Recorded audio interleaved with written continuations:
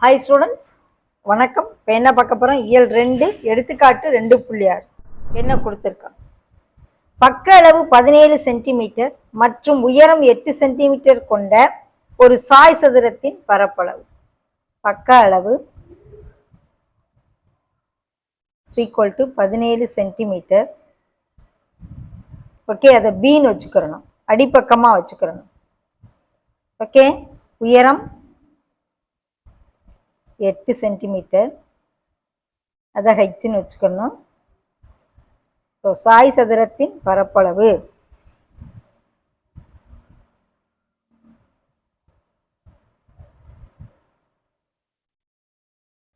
அடிப்பக்கம் into உயரம் 17 × 8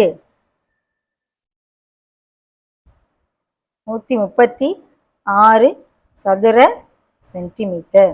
okay, Sai சதுரத்தின் பரப்பளவு = 136 சதுர சென்டிமீட்டர். அடிப்பக்கமும் உயரம் கொடுத்துருந்தா பெருக்கி போட்டுரும், அடிப்பக்கம் இன்ட்டு உயரம். ஓகே,